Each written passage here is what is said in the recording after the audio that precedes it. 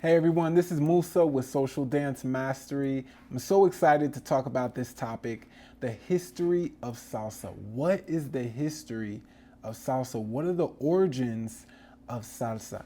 Do you know what this story is? Do you know the evolution of salsa? If you don't know, this video is for you. This video is all about really tracing where salsa comes from, because depending on who you ask, you're gonna get different answers, right? Some people might say salsa comes from Africa, or some people might say it comes from New York, or some people might say it comes from Cuba.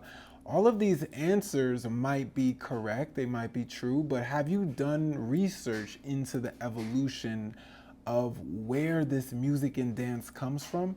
And let's say you did do that research. Do you think that that would affect your movement at all? When you go social dancing, do you think that having that historical knowledge would change your awareness of what you hear when you play salsa music? Or will it transform your experience when you go social dancing? That's what this video is all about. And that's the key of really getting into this story of where salsa comes from. Now, this video is part of a larger Salsa Musicality Mastery online course that we have. To access it, you got to get into our school community. Some of these videos are going to be free. Like this one's going to be a free video where we lay out where salsa comes from, the history and origins of salsa. Some videos you can only access if you are a member of our school community. So if you do want to go deeper into these concepts, I encourage you to join our school community. It's called Social Dance Mastery.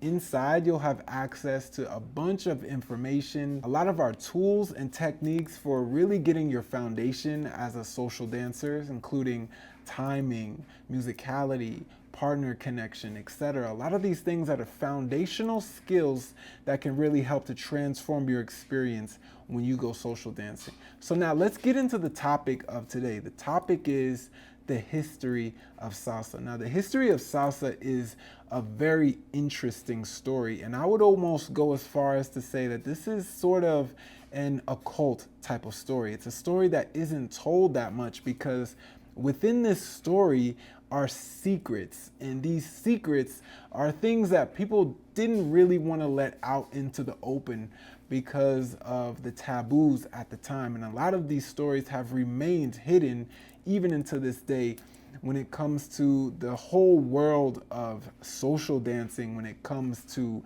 salsa, a lot of the times inside of the educational context, lessons, classes, workshops, a lot of the history isn't told.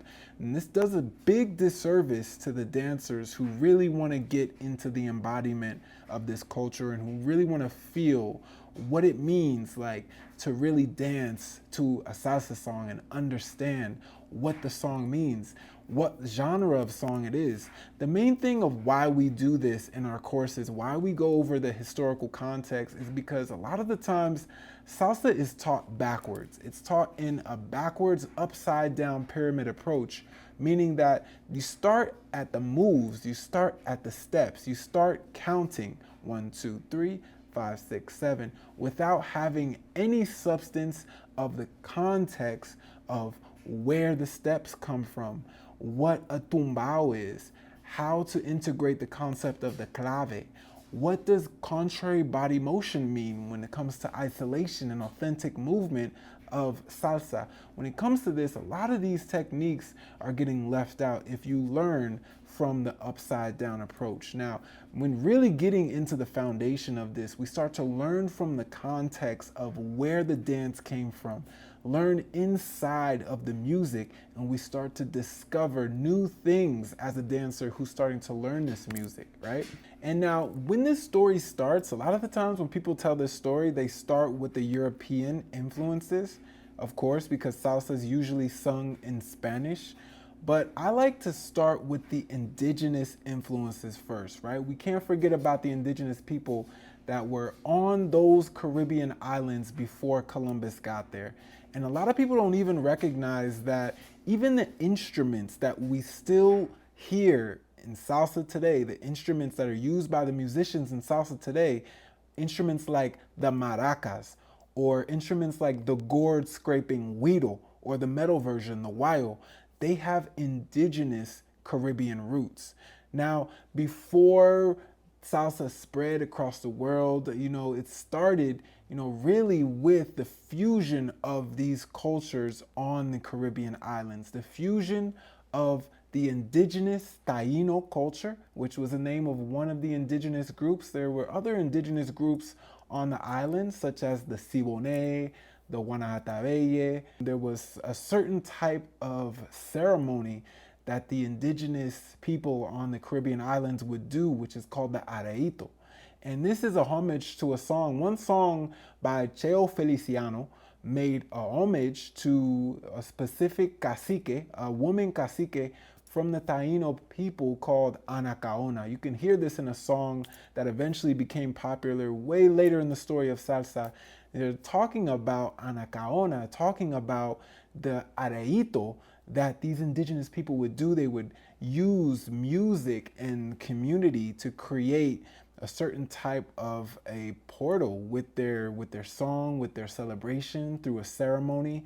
Now, inside of the areito, you can find instruments like the güiro. You can find instruments like the maracas, which are the instruments that we still hear and see in salsa bands today. Now, this is a very interesting concept. This is why we start with the indigenous groups first. Now, then after that, colonization happens, right?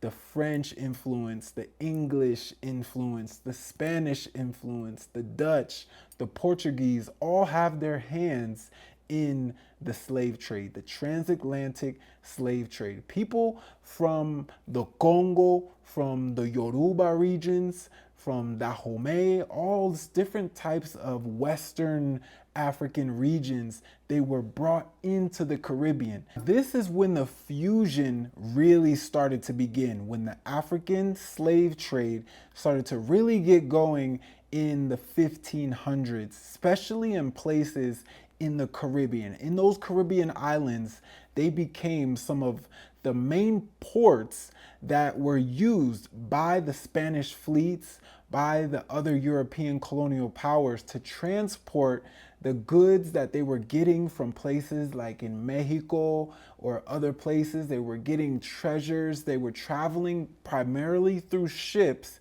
And inside of the Caribbean, one main piece of land, which was Cuba, this was considered a very important land because it was sort of like a key. If you look at Cuba on a map, you can see it sort of fits right into the Gulf right there, right? It fits right in. And anytime you are in places like Mexico during the ship culture, in the context of ocean navigation, when it comes to ports, right? You want to make sure that you have places to stop, to take care of your ship, to reload, to get more items. One of the main places where this was happening was places like Cuba, and some of the main ports in Cuba were very essential to be able to get the treasures from the worlds that they were colonizing and bringing them back to places like Spain, Britain, France, etc. We got to remember that a lot of the European wealth was based off of the riches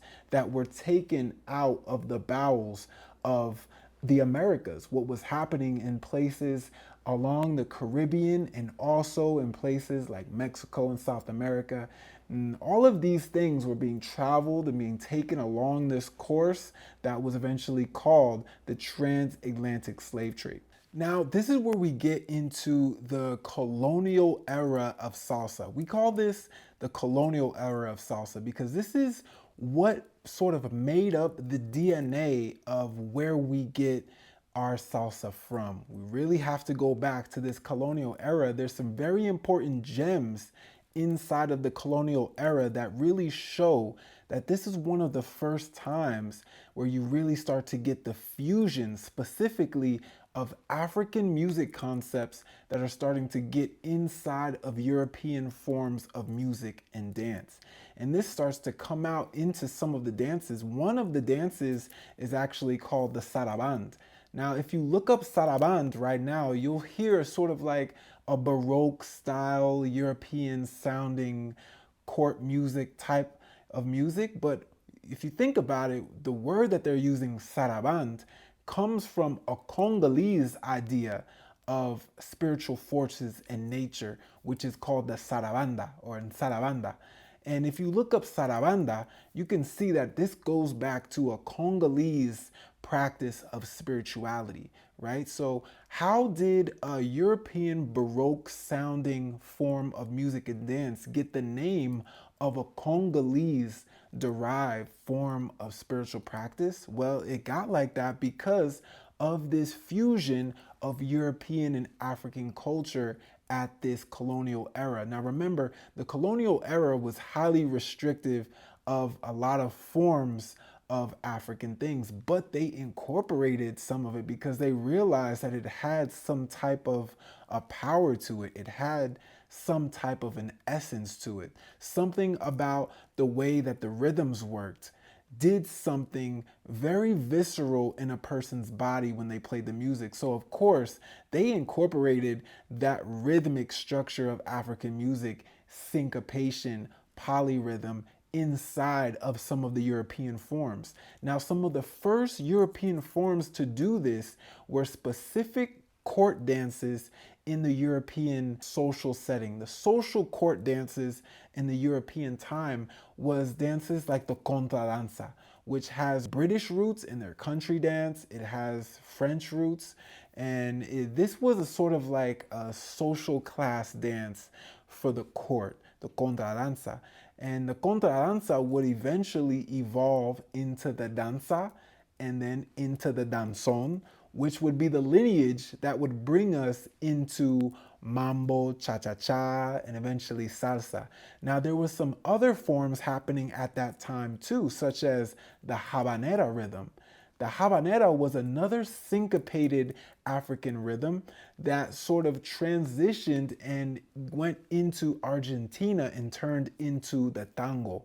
Now, these are very interesting stories. If you want to go deeper into these stories, we dive deep into this within our Salsa Musicality Mastery course. But for now, it's just important to understand that these European dance and music structures, they were becoming creolized in a sense in the Caribbean, meaning that African rhythms were starting to reshape the European forms. Not just African rhythms, indigenous rhythms as well, indigenous influences, but primarily the African influences were starting to reshape European music and dance. And this is very important because a lot of people think that salsa just came out of nowhere. No, salsa evolved, right? The salsa time step that we know today, right? The on two time step was traditionally danced in salsa. The salsa on one time step is sort of a newer standardization. The salsa on two time step actually has roots and can be traced back to some of these colonial times, especially in dances like the saraband, when they started to incorporate the syncopated rhythms, which made the dancers feel like emphasizing their steps not primarily on the first beat, but on the second beat. So it's just one example of how the salsa timing has evolved throughout time. And we go through these layers one at a time, generation at a time, era by era. Now, one really important in genre during this time was, like I said, the contradanza, right? Now, the contradanza would eventually evolve into the danza, and then the danza would evolve into the danzon.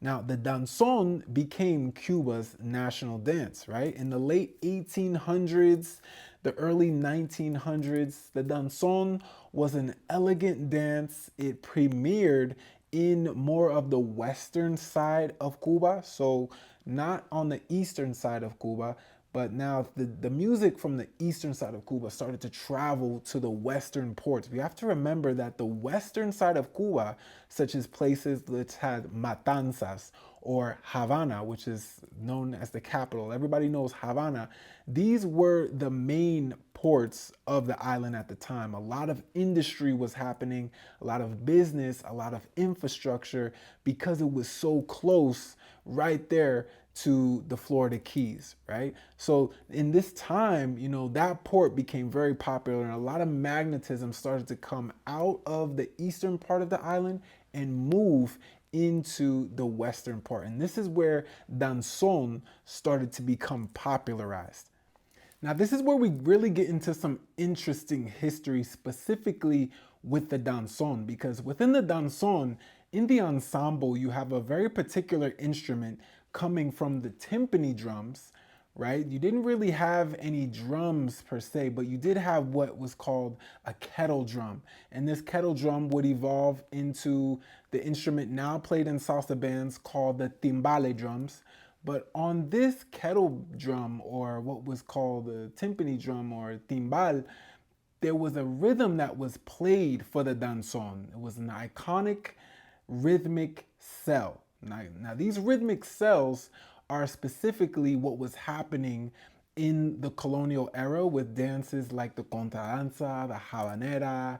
They were using African rhythmic cells in this theory that is called tumbao.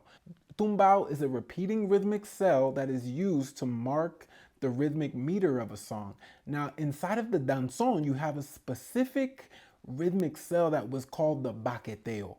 Now remember, when we take this baqueteo rhythm, if you really listen to it, you can trace that rhythm all the way back to the eastern side of Cuba, on the eastern part of the island, where a lot of that first fusion started to happen. Remember, on the eastern side of the island is when the European first started to get it. It was places like Bayamo, Guantanamo. These are places on the eastern side of the island, right? Now, on the eastern side of the island, you had the contradanza, which was more of the European court dance. But of course, you had a large population of African people there. And these people, one of the things that happened was the large influx of people from Haiti at the time moved over into Cuba because of the Haitian Revolution. Now, this brought a lot of other different African rhythms because in Haiti, in that island of Hispaniola, as well, there was a lot of African people brought there. Now, one of the rhythms that was used inside of what would be called the tumba francesa, this is another version of the contradance that was happening in more of the African societies. The tumba francesa had a specific instrument that was played by two sticks, and they would mark out what was called a tumbao, or a key rhythm, or a clave. Now, this clave eventually found its way into the danzon as the danzon was starting to make its way in the western part of the island.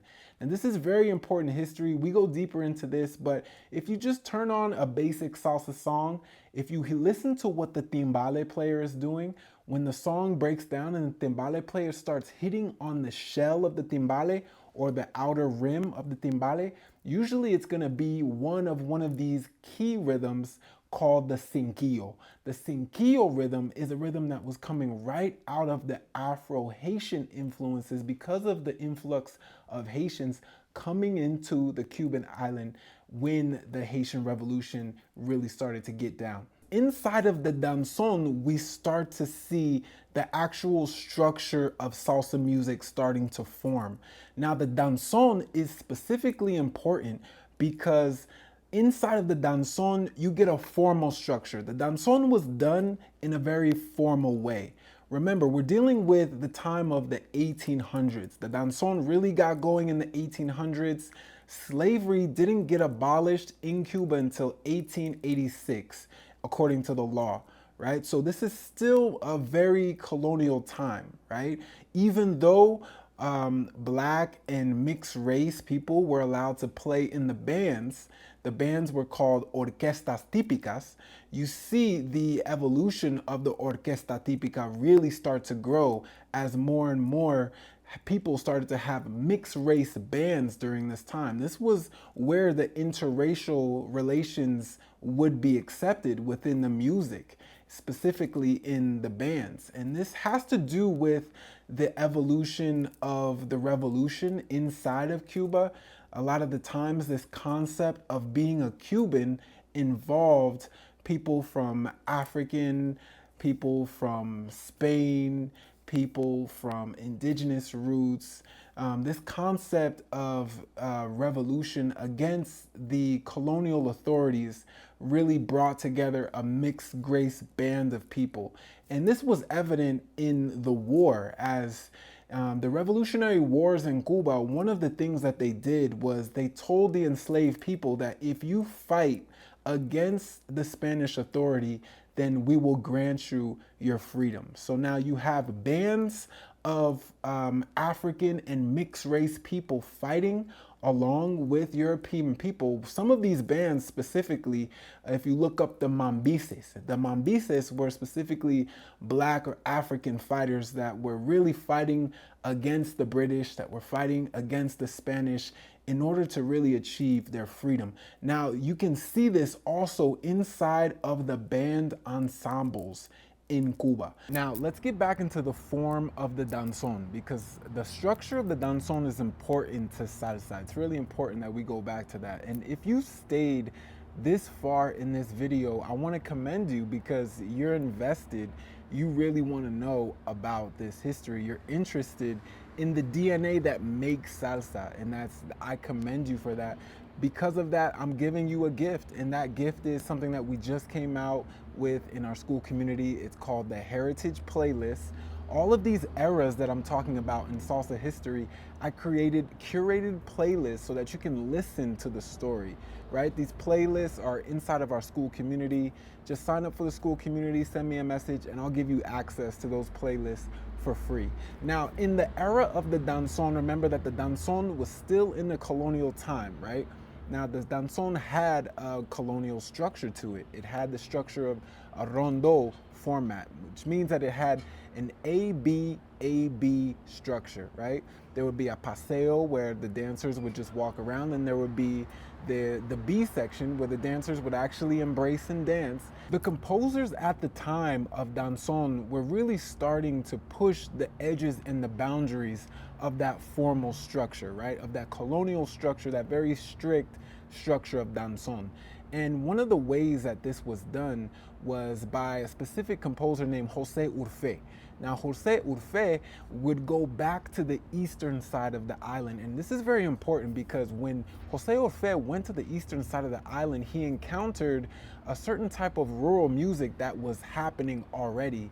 But he just realized that this certain part of this type of music was very infectious, made people dance, and he wanted to add that into the danzon. What Jose Urfe found in the eastern part of the island was the traditional son, and specifically a certain type of son called changui. Now, in changui, you have different kinds of changui, which is nengon, kiriba. These are different versions of changui, but the changui incorporated some very rudimentary instruments. You would have something called a botijuela, which was a jug that they used for the low-end sound, or there might be a marimbola as well as for the low-end sound. Sometimes they use a certain type of bone to make a scratching sound, or they would have the güiro. They would have other types of instruments like the bongo, and they would have especially the tres guitar as well. The tres guitar was incorporated into this. But basically, what Jose Urfe saw in the changui was a specific section that pretty much lasted all night sometimes, where people would sing and have a call and response type of interaction, and the energy would rise during this section. Jose Urfe would add that section into the formalized danzon. This section would be called the montuno. The montuno section is the section that is iconic in salsa music today. This is when you have that high energy call and response, improvisational singer type of energy going on in the salsa song. This is what most salsa songs are known for. They're known for this montuno section. This is why it's so important to talk about danzon. Okay, let's put this in a little chronological context. Now, one of the first danzon, the classical danzon formalized structure was made in about 1879 by Miguel Failde, right? Now, Jose Urfe introduces that montuno section from the changui and son in the eastern part of the island in his song El Bombín de Barreto in 1910. So now we're getting into the 1900s, and in this new era, things start to change with Cuban music, and we're gonna start to see this specifically with the danzon. The danzon starts to expand. The danzon starts to change. There actually becomes a new interest in music because things are starting to open up more. You know, this is after 1886, after the abolition of slavery in Cuba. Things are starting to open up more. The formal structure of how danzon is danced compared to the next genre that gained popularity, which was the son cubano in the 1920s and 1930s. You can see this in the movement. The formalized structure of danzon is very rigid, and then when it comes to son, things start to open up. There comes to be more hip isolation, more mobility of movement when you get to son cubano. Now, the son specifically gains popularity in the 20s and 30s, and this is alongside the creation of recording instruments. Now, some of the main son groups started to form during this time, and these were groups called sextets. These were a group of 6 musicians, and they had different instruments that were coming out of that orquesta típica. But then one of the main things that started to happen is they started to add a trumpet inside to make a sextet, and this became the Havana sound of son. Very distinct and different from the son that was happening on the eastern part of the island.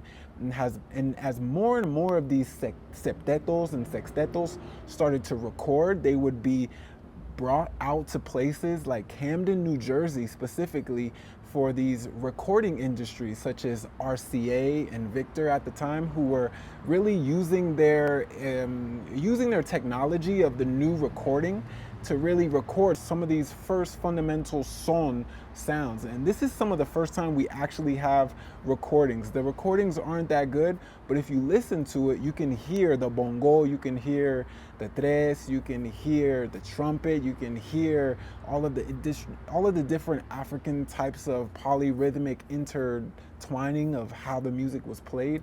And this started to really blow up around the world. Now, the history of Cuban music is very complex. A lot of things are happening at the same time and are being influenced by a lot of other things. So while the son was really blowing up, we have to remember that the son incorporated also elements of the rumba. And this is specifically important. One of the biggest son pioneers, his name was Ignacio Piñero. He was a rumbero. And we have to remember that just because the abolition of slavery started in 1886 didn't mean that slavery stopped, right? There was still things going on because of the years of conditioning of slavery. You know, people were still struggling. So there was what was called cabildos, and cabildos were places that would preserve African culture and community. Inside of these cabildos, you would have rumba, and the rumba would be some of the rudimental ways of people using clave, the specific sticks that were found in the shipyards. They would use these claves to mark out their African rhythms, right? They would sing on top of it in different phenomenon in Cuba called the coros de clave, which were sort of like song rumbas that were done. A lot of this was done clandestine because a lot of the drums weren't permitted. They had to use other types of instruments like spoons or fish boxes to actually make their music because some of the drums were actually prohibited by law. So now if you listen to son, if you listen to those early recordings that were done of son cubano, this is where you start to get the incorporation of that clave coming out of the rumba. And this is how the concepts from rumba became popular around the world. Remember, rumba was something that was frowned upon. Rumba was something that was done in hiding, in secret, because it was prohibited by the larger society. Now, when those elements of rumba, like the clave, like the 3/2 clave, when Ignacio Piñero incorporated that into the son cubano, and when the son cubano blew up around the world because of it being recorded by the eastern side of the United States, this is where we start to get that first big boom of son cubano music that started to spread all around the world. Now, before son cubano, the danzon also had its heyday. The danzon became very popular in places around the world, in Europe, also in Mexico, in Veracruz. But son is what really started to become popular and started to travel to places like New York. Now remember, the time frame that we're talking about the 20s and the 30s. Now think about what's starting to happen in New York at this time. You're starting to get the first seedlings of jazz are starting to be developed that will eventually blow up into jazz in the 40s, right? But now we're starting to see these Cuban musicians are starting to come into New York at this time. Okay, now this is only part one of the story. We went through a lot of information in a very short amount of time, but I hope that you are encouraged to look this information up yourself. Part two, we're gonna dive into one of the most important parts of the history of salsa music. This is when Afro-Cuban musicians start to meet the Afro-American jazz musicians and create that union. This is an amazing union that happens because it's almost like they're long lost family members of the diaspora, of the transatlantic slave trade coming back together again. Right? And you also have that influx of energy coming also from New Orleans, which we'll talk about as well, that is also incorporated into the history of jazz, that also combines into this story as well. But really, we want to stop this right here because I want to give y'all a time to look this information up yourself. I want to give you really an call to action to join our school community, Social Dance Mastery. If you're into this history, if you know that learning this historical knowledge is going to impact your movement, if you know that this is a truth, like this is information that I really encourage you to get into, join our community and learn more. When it comes to the danzon and its transition into the son, we really get a lot of information about our time steps, about where on-to timing comes from, and really how to get into it and understand contratiempo timing. All of this information is so important to your foundation as a salsa dancer. Without knowing this information as a salsa dancer, Without knowing this information as a salsa dancer, you really are in a limited place. When you get this information, when you get this knowledge, it allows you to grow to the next level of embodied understanding of the culture of salsa itself. So thank you everybody for checking this out. Make sure to check out part two, which is inside of our school community. Leave a message, leave a comment. Let me know what you think about this history. Let me know what you want to add. And we're just continuing this conversation for people who really value information about the historical roots of salsa. So thanks again. This is Musa with Social Dance Mastery. I'll see you in part two.